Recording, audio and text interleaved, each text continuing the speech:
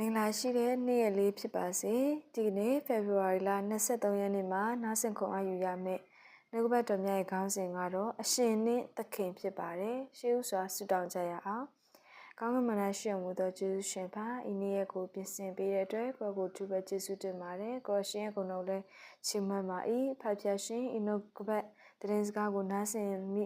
သူအရောက်ချင်းစီတဲ့ဘဝကောင်းချီးပေးသနာတော်မူပါနားဆင်ခဲ့တဲ့နှုတ်ကပတ်တော်အပြင်လည်းဝိညာဉ်ကိုအားရရှိဖို့မိမိသက်တာကိုပြည့်ပြောင်းလဲနိုင်မှုရကိုရှင်မဆပေးသနာတော်မူပါ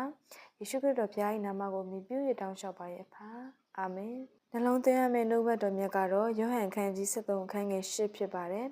ပေတရုကလည်းကိုတော်သည်အကျွန်ုပ်၏ခြေကိုအလင်းမစေးရဟုလျှောက်၏ယေရှုကလည်းသင်ကိုငါမစေးရလျင်သင်မီငါနှင့်မဆက်ဆံရဟုမိန့်တော်မူ၏ယောဟန်ခန်းကြီး73အခန်းငယ်10အထက်ပါကျမ်းချက်ဟာဆိုရင်ခန္ဓာကိုယ်တန့်ရှင်းမှုထဲပို့ပါတယ်ခရစ်တော်ဟာနှိမ့်ချခြင်းသဘောကိုဆောင်ပြီးတော့မြင့်မြတ်သက်ရှင်တဲ့အကြောင်းကိုသွန်သင်ဟောပြောနေပါတယ်။ရေချိုးပြီးတဲ့သူကတန့်ရှင်မိသားဖြစ်ပါတယ်။သို့တော်လည်းစီးလာတဲ့ဖက်နှက်ကြောင့်ညစ်ပတ်ပါတယ်။ဖုံပေတဲ့ခြေထောက်ကိုစေကြောပြည့်ရန်လိုပါတယ်။ပေတရုနဲ့အပေါင်းဖော်ညီကိုတွေဟာဆိုရင်ခရစ်တော်ရှင်ရဲ့ထံတော်မှာစီးထွက်လာတဲ့လက်ဆင့်သက်ရှင်တဲ့စံရည်ဖြင့်စေကြောတန့်စင်ခြင်းကိုခံရန်လိုပါတယ်။ခရစ်တော်ဟာသူတို့အားယင်းနှီးစွာပြုမှုဆက်ဆံပေးတယ်။သို့တော်လည်းစုံစမ်းနှောက်ယှက်ခြင်းဟာမကောင်းမှုဒုစရိုက်သို့ပို့ဆောင်ပေးနေပါတယ်။ဒါကြောင့်စေကြောတန့်စင်ရန်ထပ်မံလိုအပ်နေပါတယ်။ခရစ်တော်ဟာခြေသုတ်ဘဝကိုယူပြီးသူတို့ကိုခြေဆေးပေးခြင်းဖြင့်သူတို့ရဲ့စိတ်နှလုံးထဲမှာရှိတဲ့မာနနာအတ္တတွေကိုစေကြောပေးလိုက်ခြင်းပဲဖြစ်ပါတယ်။ခြေမှာပင်နေတဲ့ဖုံတွေကိုစေကြောပေးခြင်းထက်သာ၍အဓိပ္ပာယ်လေးနေပါတယ်။ခရစ်တော်နဲ့မိသားရဖွဲ့အကျဉ်းဝင်ဖို့ရန်အတွက်သူတို့မှာဆန္ဒမရှိခဲ့ကြပါဘူး။နှိမ့်ချခြင်းနဲ့ချစ်ခြင်းသဘောမရမချင်းညစာသုံးဆောင်ရန်အစဉ်သင့်မဖြစ်သေးပါ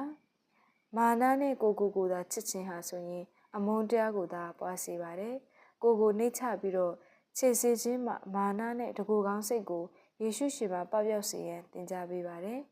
စိတ်ထဲမှာလည်းခံစားချက်အသစ်တစ်ခုပြောင်းလဲလာတော့တယ်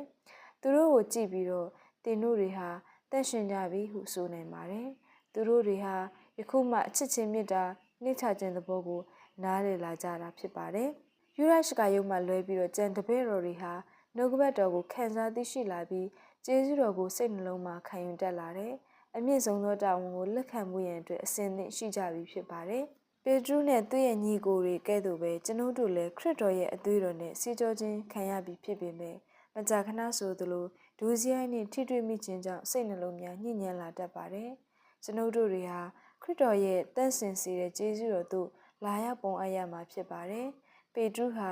မိမိရဲ့ညစ်ပေနေတဲ့ခြေတွေကိုသခင်ဖျားရဲ့လက်တော်နဲ့ထိတွေ့စေရန်ရှက်ကြောက်ခဲ့ပါတယ်။သို့သောကျွန်ုပ်တို့ကတော့မိမိတို့ရဲ့အပြစ်နဲ့ညစ်ညမ်းနေတဲ့စိတ်နှလုံးတွေကိုခရစ်တော်ရဲ့နှလုံးသားနဲ့မြည်မြမကြာခဏထိတွေ့စေရမှာမည်နီ။ကျွန်ုပ်တို့ရဲ့အပြစ်ဒေါသစိတ်တွေမာနထောင်လွှားမှုတွေဝါကြောက်မှုတွေဟာဆိုရင်သခင်အတွက်မြည်မြဝမ်းနည်းဖွယ်ဖြစ်ပါသလဲ။သို့သောကျွန်ုပ်တို့ရဲ့အားနည်းချက်နဲ့ညစ်ညမ်းမှုအလုံးကိုသူ့ထံဆောင်ခဲ့ရမယ်။သူတစ်ပါးတည်းသာ